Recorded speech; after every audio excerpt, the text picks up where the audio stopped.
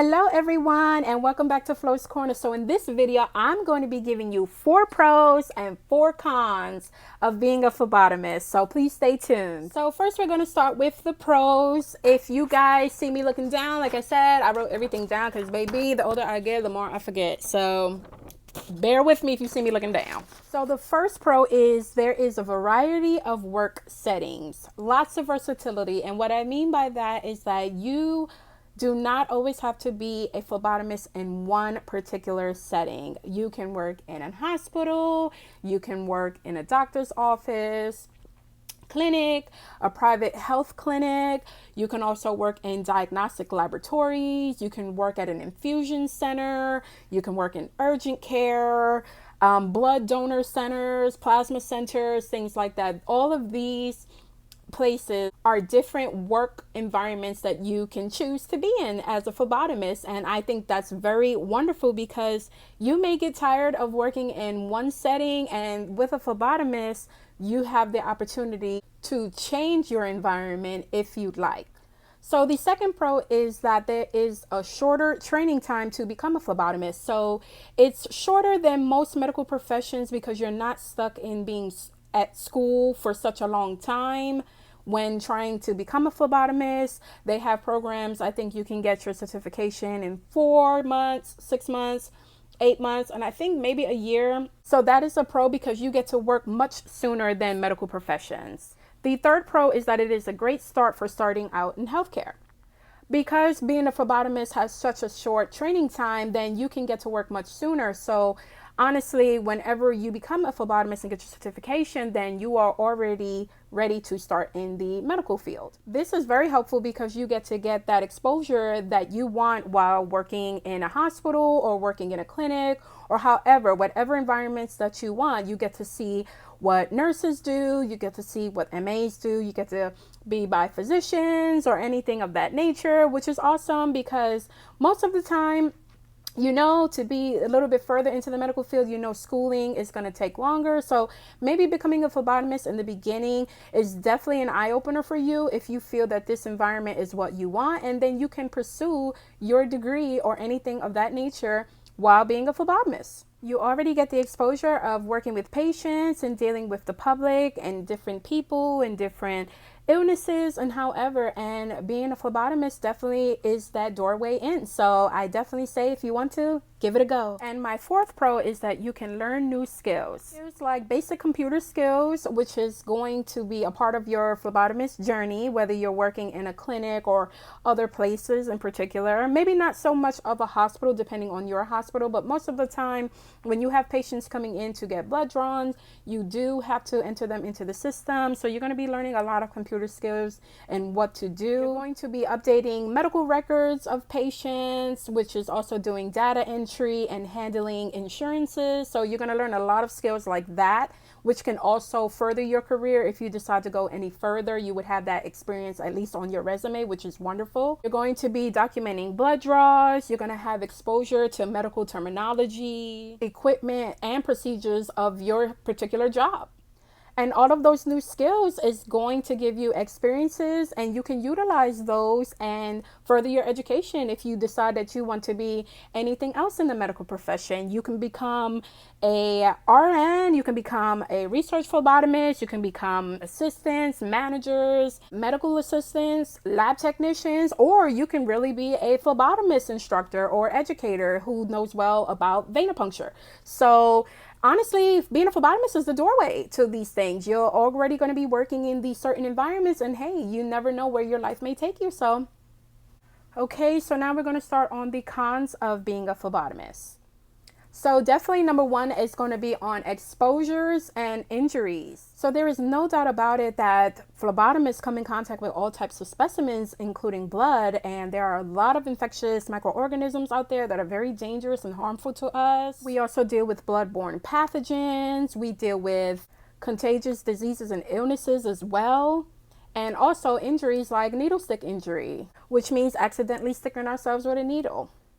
This first con is definitely something we deal with as a phlebotomist, and you will learn all of this in your training. But honestly, I don't even feel that you need to go to school to know that a phlebotomist that deals with needles and blood and things like that, that these things are out there that can be harmful to you as a phlebotomist yourself. So my second con is long hours.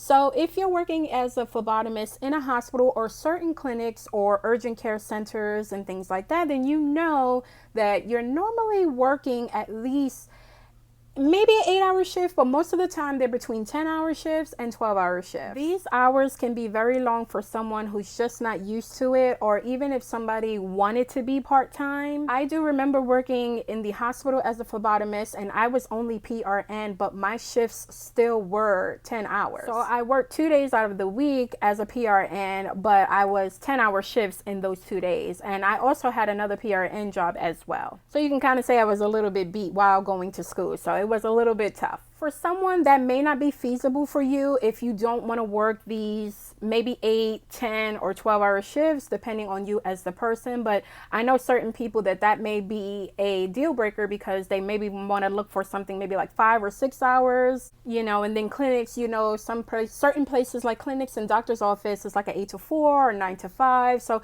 sometimes these shifts for certain people are just too much and too long. So that may not work for you if you're not looking for those type of hours. This takes me to my third con, which is lots of standing and walking.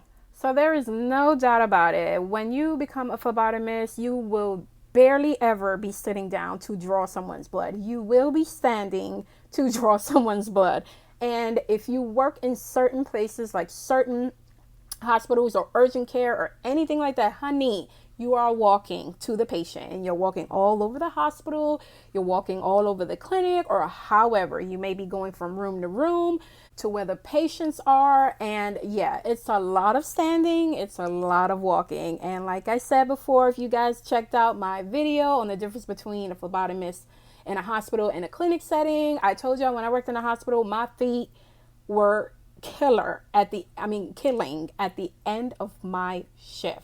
Every single time I work. So, you know, those 10 hours on your feet, just walking around, going to the patients' rooms and things like that, it was torture. And even working in a diagnostic laboratory or a clinic, you are still getting up because you have to go to the rooms and things like that to draw your patients. So there is a lot of standing and walking, going to where the centrifuge is, because now you got to spin your tubes and taking them out, putting it in the freezer, putting it in room temperature or the fridge. There's a lot of walking around. Don't forget, when you get hard sticks or veins that you can't find, you're standing in this one position, you're trying to do all this moving and trying to palpate the vein and all kinds of things. And I'm telling you, sometimes you be in a room for more than 15 minutes with a patient, and those things, your feet, them standing and walking and all kinds of things, can be sometimes not really a good part about being a phlebotomist, because we do deal with the physical toll on our bodies in that nature. And my fourth con is dealing with difficult patients. So like I touched up in some of my other phlebotomist videos, is that we do deal with a diverse variety of people. Some patients are not too fond of needles, are not too fond of blood draws. I've dealt with patients that have never gotten their blood drawn before. And I'm not just talking about pediatrics. I've dealt with adults that's never got a blood draw before. So many people have anxiety and a fear of needles, and that can be kind of hard with trying to calm patients down and things like that, especially when I worked in the hospital. Like I touched up before, you know, no one wants to be sick. No one wants to have an illness or a disease or anything of that nature. And a lot of times, a lot of patients that need blood draws tend to be very difficult sometimes. Not all. It's just like a certain dynamic of people that may feel that way. Some people don't know what's going on. I've dealt with patients that were sent to me, or I've dealt with patients that I walked into a room and they had no idea their nurse or their doctor had given an order for them to be drawn or anything like that. So sometimes it tends to be a little bit tough with patients. They may come off a little bit difficult to you while you are a phlebotomist. You're there to do this certain blood draw, and you have someone saying, what are you taking from me and why? And, you know, most of the time we don't have any knowledge so much of their patient care because we're just a phlebotomist. And also some people had bad experiences with blood draws in the past, and that can also make a patient difficult because they come to you because of a bad experience that they had, and they said, this last phlebotomist or person that tried to draw my blood was sticking me so many times, they missed my vein, and I was in pain, I got a terrible bruise. So things like that definitely factor in how sometimes some patients are very difficult, because they will come to you and come out there with that, like, you better not miss, oh, don't do it unless you know there's a vein. You do get some that is just gonna be, you know, really straightforward with you and just tell it how it is. But that's also why, as a phlebotomist, you have to have empathy. You have to be communicative, because we are a part of this patient's care, and that's why it is very critical for us to develop these skills. Don't feel discouraged on dealing with the public or dealing with difficult patients. Like I said, not everyone is happy because they're about to get their blood drawn, and like I said, you just make sure that you talk the patient through it and just figure out what you need to figure out with them personally, that you can get the successful blood draw. But those are the 4 pros and the 4 cons that I had for this video. I hope you found this video inspiring, and I hope you learned something. Hopefully this, if you're trying to become a phlebotomist and you're not too sure, I hope this video actually kind of gave you an insight of what you need to know. Obviously, there are way more pros and there are way more cons out there, but these are just certain ones that I wanted to actually touch up on. Please give all of my other phlebotomy videos a look if you're really trying to figure out what you want to do with yourself, and if you thought that phlebotomy may be a career that you may want to pursue. So if this video was helpful, please give it a thumbs up, and I thank you all for tuning in, and I'll see you in my next video. Bye.